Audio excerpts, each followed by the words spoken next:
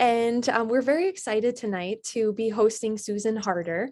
And just a little bit of background on the Quag Wildlife Refuge. If you're not familiar, the refuge is a 305-acre nonprofit nature preserve located in Quag, and we take care of permanently injured wildlife.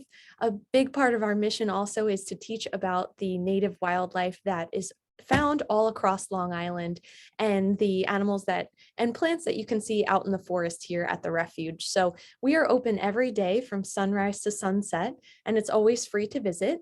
We do run off of donations, but we love to offer educational programs and are really excited to have Susan here with us tonight talking about the importance of dark skies. So Susan, I will pass it over to you. And again, if anyone would like to ask questions, please feel free. You can ask them in the chat, and then I'll read them at the end of the program.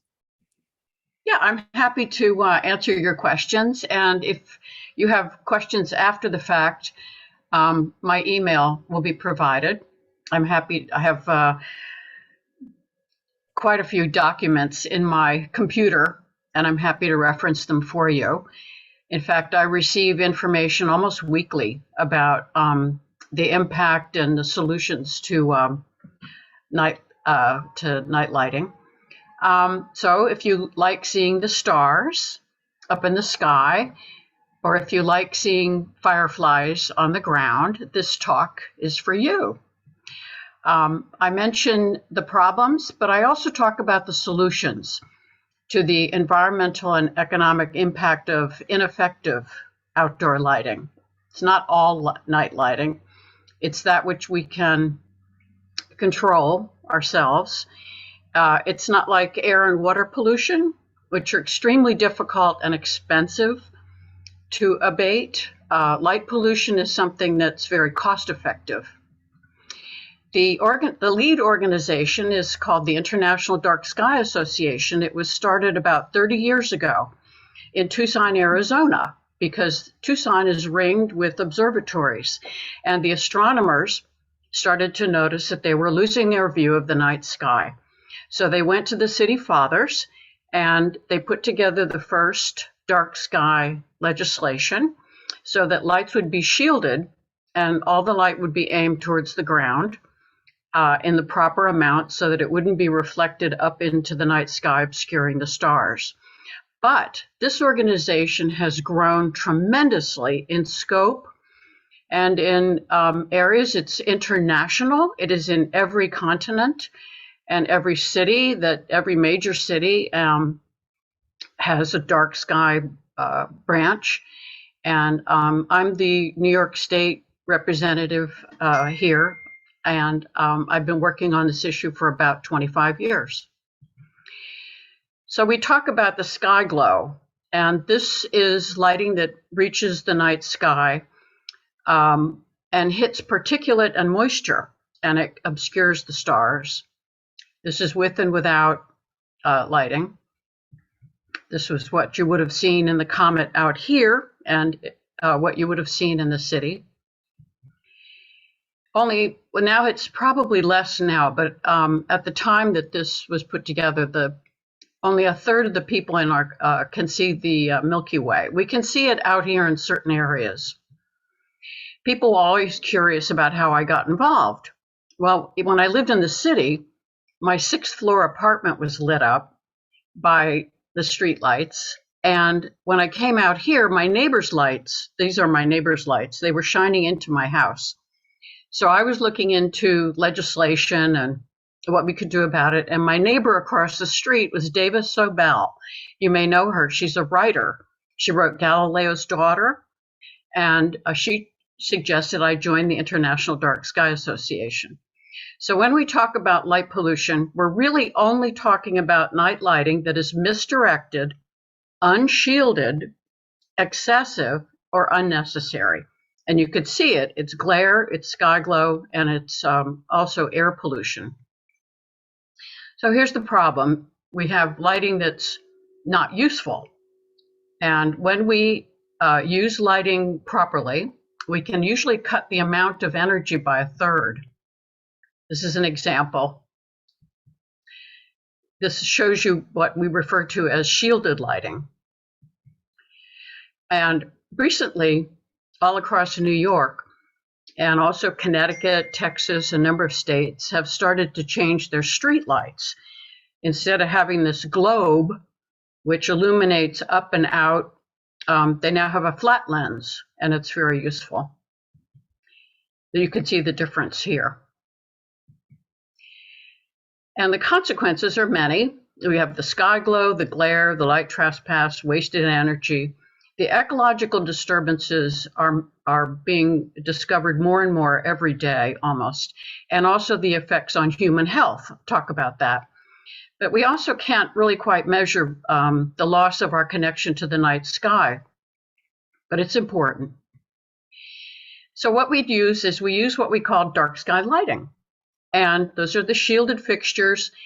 There are professional light levels on the ground. You measure it with a light meter with in-foot candles, and you don't want to exceed it.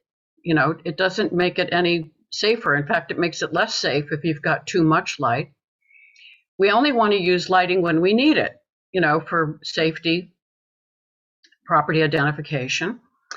And then also the height of the fixture is important because you don't want to get it too close to a property line because then you'll get the light trespass. And increasingly, it's becoming more and more important with the advent of LEDs to use an LED that's warm in tone to eliminate the blue. And I'm going to talk about the reasons. So with this dark sky lighting, you've got plenty of light for safety. You have a lot less glare, using energy wisely, protecting our health, enhancing the nocturnal environment, which can be appreciated on its own, and it allows for the clear skies to see. And I have found in almost every case that I've worked on, because I took training in lighting design, so I could know, how to make useful suggestions. Every single time I've seen a lighting installation where you've got a lot of glare and uplighting and excessive lighting, it always pays to retrofit. And a ton of coal is burned to produce 100 watts of night lighting, dusted on.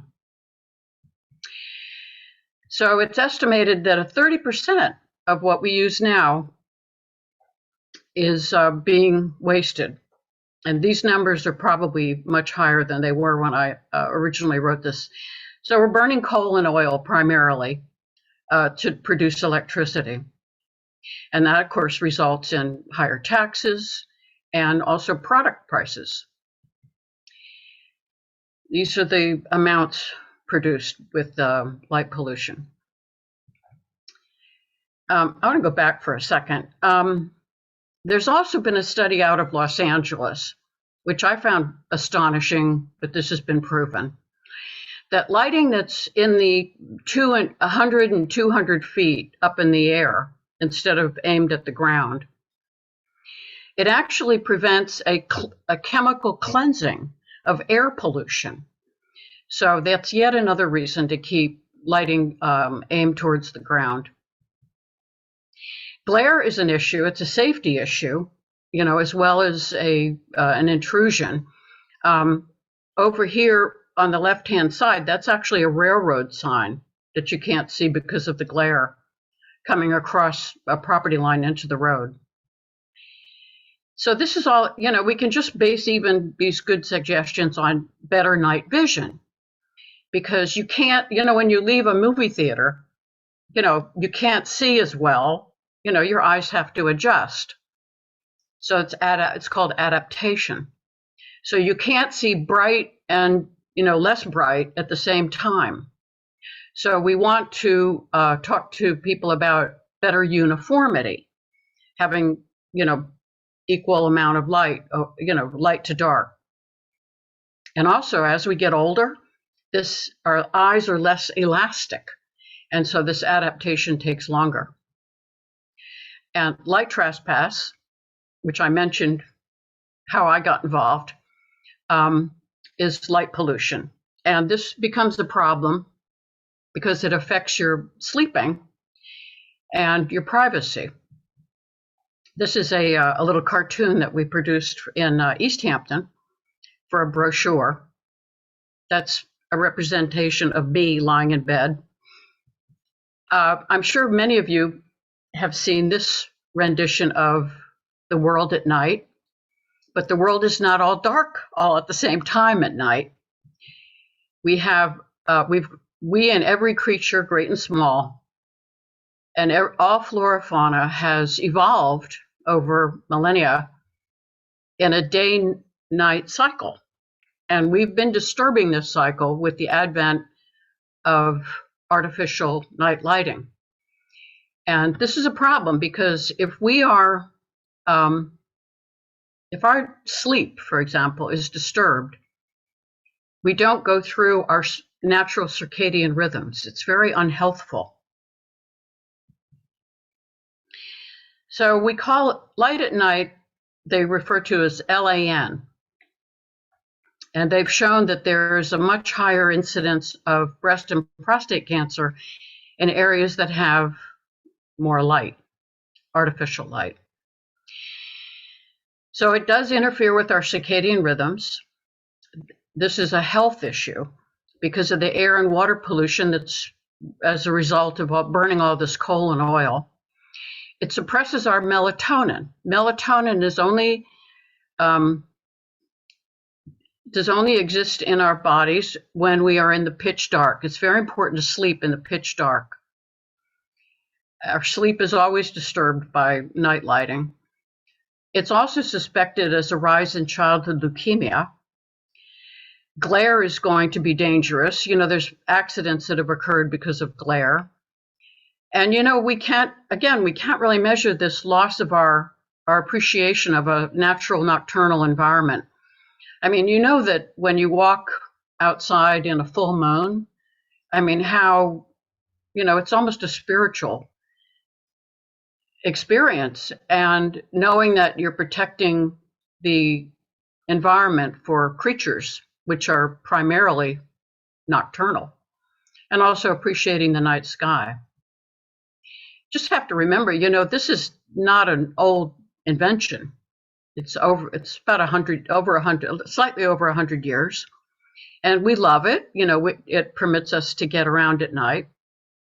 But since it does affect flora and fauna and our health, which all evolved in a day and night cycle, we need to pay greater attention to it. Initially, the brightness, which is expressed in lumens, initially it was gas, flame, oil, and that was about 200 lumens. Then our incandescent bulbs came along. 100 watts is 1800 lumens. But the super high intensity discharge and the LEDs can be up to 124,000 lumens. So what's a lumen? It's on our packages. And we can't really just say, you know, we want 60 watts because it depends very much on the type of bulb. You're never going to want to get a 60 watt compact fluorescent. You know, it's like 4 times brighter than an incandescent. So you have to look at the lumens, you know, as well as the watts. You also have to look at the Kelvin, which is the color.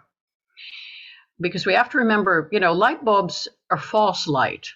Daylight is equal measures. You know, when you would have a prism, when you're, you know, in elementary school, we would show a prism against the sunlight and it would break down the colors in equal measure. But artificial light are different amounts in different colors. And of course, you've got all these different bulbs now that we have to choose from. The thing to keep in mind about the LEDs is that they are initially blue. They're not white. They start out as blue, and then they have filters which color it. So you want to be very careful with LEDs. And the recommendation from the International Dark Sky Association for your health and night vision and everything else is to seek out LEDs that are either 1800, which would be about the color of incandescent, or 2200, maximum 2700. And you can find these bulbs in the hardware store. Also, the more blue in the light source, the greater the sky glow, because blue light waves are shorter and they scatter more. It's called a Rayleigh scatter effect. Because we know, when you pass those cars with those bluish headlights, you can't see as well. There's a reason. It's because, your pupil will be tighter in the presence of blue light. And also, after you pass, it takes longer for your eye to readapt. And they're starting to talk about the blue light damaging your eyes. So they're talking about LEDs with the higher blue contributing to macular degeneration. And also, if you're in the presence of blue light, high percentage of blue light before you go to bed, within 2 hours, you don't really quite go through your whole circadian rhythm. So it's really important to check out this blue light situation. I personally don't have blue light anywhere near my bedroom. I use, if I have to get up at night, I have a little red night light that I use because that doesn't change your night vision. They also have blue light blocking glasses, and you can use these when you're looking at your iPads at night, or you can get a screen's, a cover for the screen that's blue light blocking. I have a recommendation for our porch lights that we use bug lights, because these are going to be very low in the blue light waves, and also they won't attract and disrupt the bugs. They won't bring them towards your door. So here we have a package from the hardware store. This one's $2,700. They call it warm. And now I want to talk about the impact on our other creatures besides ourselves. This was a conference. This was back in 2002. This was the very first conference where they discussed the ecological consequences of artificial night lighting. And they were all preliminary studies. And they discovered that every single creature that they did study was negatively affected by artificial light. This was their poster,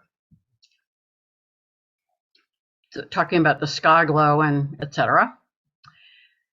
They came to one of the conclusions was all of the things we do for nature preservation are necessary, but they might not be sufficient if we don't address this, meaning lighting. Alerts readers, and also there was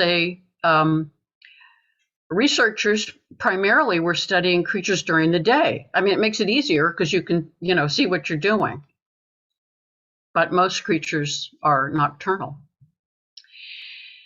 So they have, as we know, everything has evolved over hundreds of millions of years in that bright day, dark night cycle. And it's always disrupted their habitats and behaviors. Everything, mammals, birds, reptiles, fishes, invertebrates, plants. And it disrupts their foraging, nesting, predation, communication, attraction, repulsion, and as well, melatonin. Creatures have melatonin, which is suppressed. And I'm not going to go through every one of these, but just want to mention bats, sea turtles, frogs, salamanders, snakes, moths. These were all studied, and the impacts: fish, songbirds, the zooplankton, trees, puffins, petrels. You may have read about Florida that has Fish and Wildlife regulates the lighting on the shore during turtle nesting, because the turtles were heading towards the lit roadways and the lit buildings instead of heading out into the ocean. So the U.S. Fish and Wildlife has a program where the lights need to be shielded so that the lighting is not lighting up the beach during nesting season.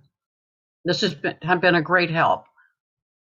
And this is a diagram that shows you on the left-hand side how the turtles were going towards the light. And on the right-hand side, without the light, it shows that they were heading towards the ocean. Birds migrate at night, and it's been shown that they use the stars to navigate. This was a bird migration day poster. So unfortunately, hundreds of millions of songbirds are going to die every year because they get thrown off course by bright, upwardly directed night lighting, especially lit buildings and lit towers. In Toronto, they collected all the birds that were hitting the buildings in order to put together a program so that the buildings would voluntarily, during migration, would shut off their non-essential, like the building, the type of lighting that lights up the sides of the buildings. They would turn them off during migration. They also do this in New York. But recently, fireflies, they've done a study up in Boston. So the fireflies, they communicate, they find each other to mate by signals. And night lighting disturbs their ability to do this. So their population is getting decimated. So I thought this is a funny cartoon before. I can't see the stars. I can't see my hand.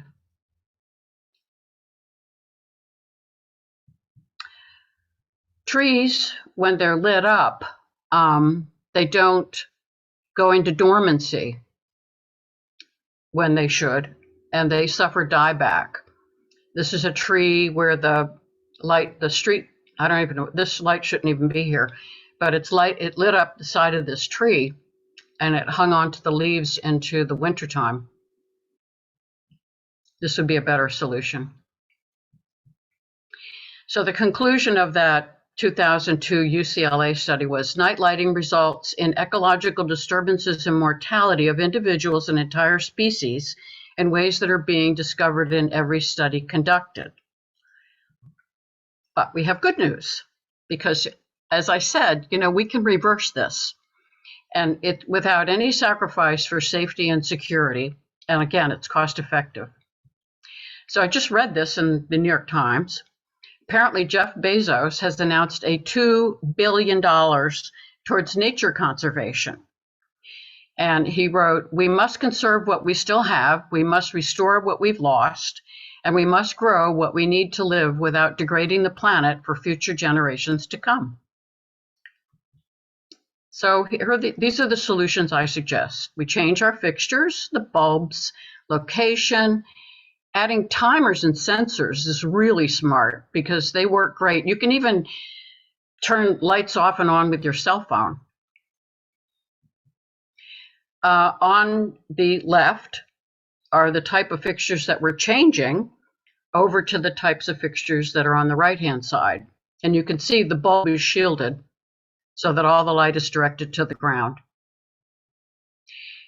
The International Dark Sky Association has been helpful because they have an approval process, and they show all types of different applications where you can go and select better fixtures.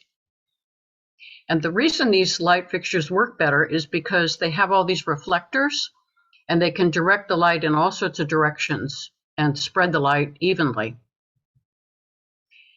So the problem is, we select these fixtures based on what they look like during the day, and we think they're sort of historic, but we're not using historic bulbs. Like I said, flame is 200 lumens, and these bulbs are more like 2,000. So there are semi-historic looking fixtures where the bulb is recessed up in the cap and all the light goes down. So they are available. This is on the left-hand side, this would be an unshielded fixture because the bulb is in the middle. And on the right-hand side, you can see that the light is up in the cap and all the light is directed down towards the ground. These are some more. I took these when I was on the Via Appia outside Rome. They're shielded pictures. And in fact, if you go to Buckingham Palace, there are historic fixtures there that are fully shielded. So we have had a lot of participation from the manufacturers. This is one of their marketing. Here's another one from Rab Lighting. And in order to use lighting properly, we've had help from the professional organizations. The International Dark Sky Association has an outdoor lighting handbook.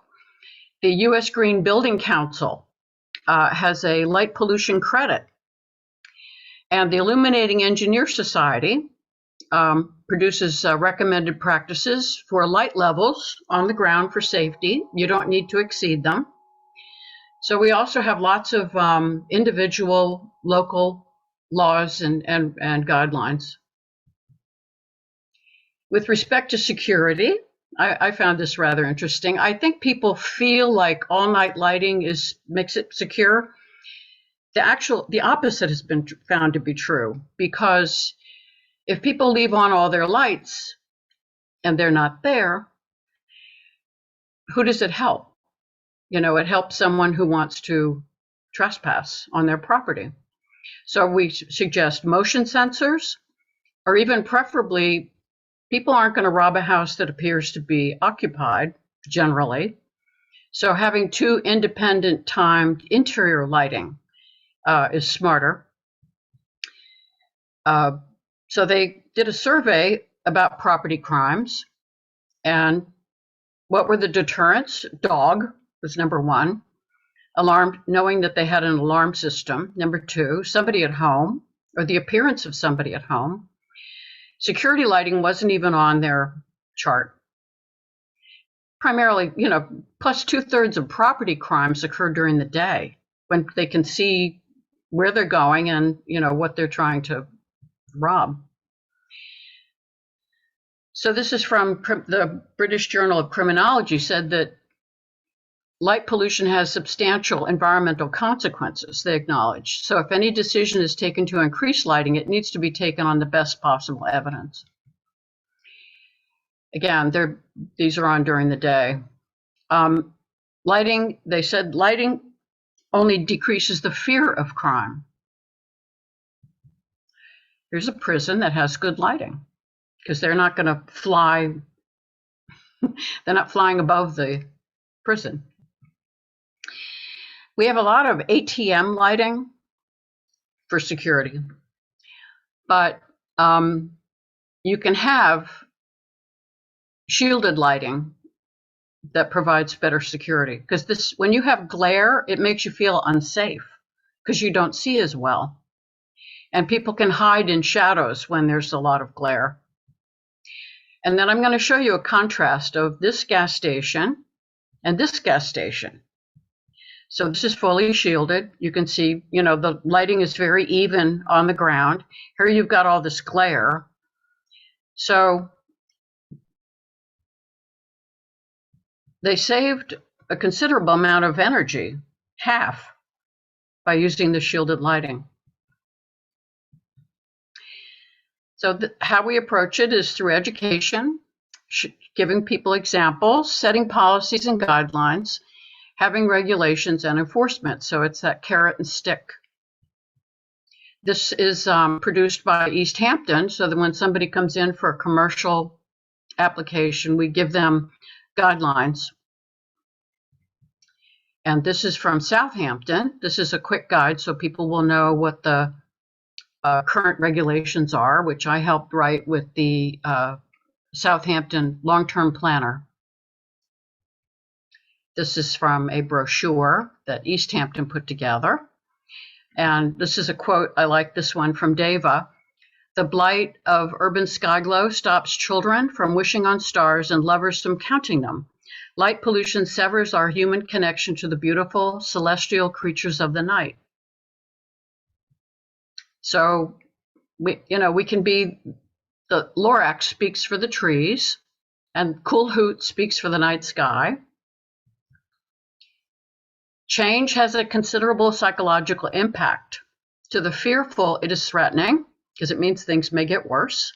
To the hopeful, it is encouraging, because things may get better. To the confident, it is inspiring, because challenge exists to make things better. And this is your quote from your fearless leader on her sign off on her email. In the end, we will protect only what we love. We will love only what we understand, and we will understand only what we are taught. So I wanted to suggest that if you're interested in viewing the night sky and hearing about appreciating the night sky, the hamptonsobservatory.org is out here. We have a professional grade telescope, and we give talks and lectures about the night sky. So you're welcome to join us anytime. And here's my two websites. We have the international darksky.org, and then I have a much smaller, more manageable website, Dark Sky Society. And this is my license. So this is what we hope to see much more out here. The end. Thank you so much, Susan. That was amazing. And thank you so much for your work. It's impressive, and I know it's something that I think about a lot, and how we can all make a difference even in our houses. Well, thank you. Yeah, thank you. And I'm going to put both of our emails in the group chat in case anyone has any questions. But if you do have a question for Susan or for us about the refuge, please feel free to ask it in the chat. But I'll also make sure that you can unmute yourself. And then if you'd like to ask your question, you can do that now, and you can unmute yourself.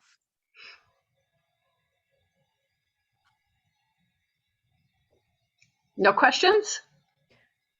I haven't seen any. I see two chats. Yes, I know. Oh, and a great question actually did come in. And since this is being recorded, we will make it available to everyone on our YouTube page. So if you go to YouTube and then go to Quag Wildlife Refuge, it will be viewable there. Thank you. Yeah, you're welcome. So we have a question from Diane, and her question was, do you have any tips on how to talk to a neighbor that has bright lights? Oh, I love that question. I love that question. Well, let's understand that most of the time when those floodlights are put on someone's house, they didn't put them on. They probably didn't even pick them out. An electrician did. And electricians, architects, builders do not have training in lighting. They have training in electricity, in building. So if you're friendly with your neighbor, I would bring them over to your house to look back at their house. But I don't like to offer a complaint unless I can offer a solution. So I don't know what kind of light you're talking about, but if they're those floodlights, if they just aim them straight down, they cover a great deal of ground. Also, the smartest thing is they don't need to leave them on when they're not outside. They can shut them off if they've got I hope they have a light switch. So, but I would ask them to come and look back towards your house. To look back at their house. Maybe that would help. But also on my website, the darkskysociety.org, I have a page about how to speak to your neighbor. There's also a page about what is light pollution. So you might be able to, just hand them this information as well. Oh, that's awesome. And a question from Jim, this is a great question I want to know as well. Where in Eastern Suffolk can we see the Milky Way?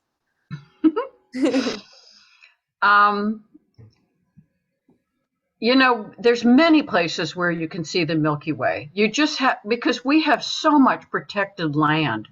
There's 1,000 acres just in East Hampton alone, at the Suffolk County Park, where it's actually declared the first in New York State. It's considered a dark sky park.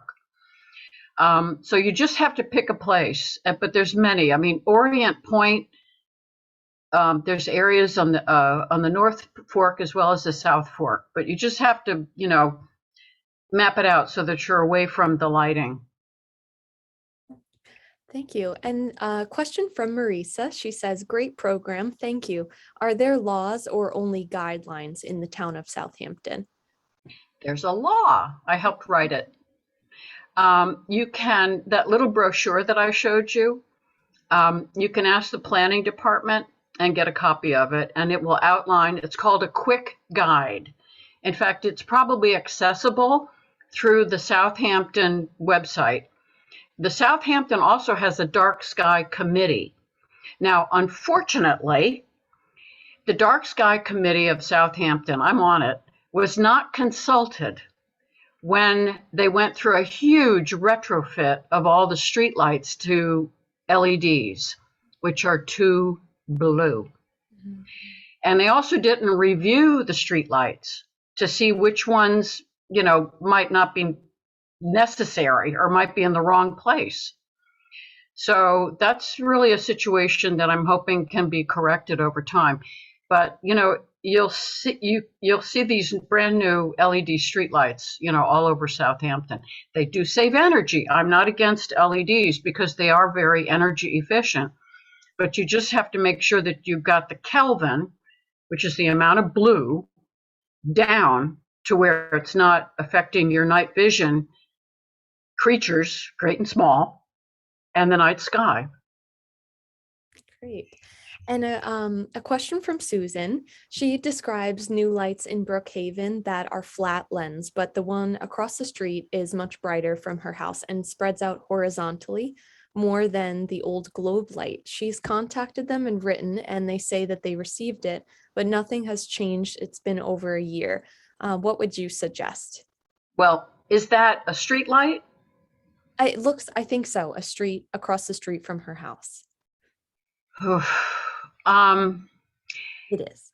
There is, street lights have a little button on top of them, and it's called it's a sensor that turns it on at dusk and turns it off at dawn.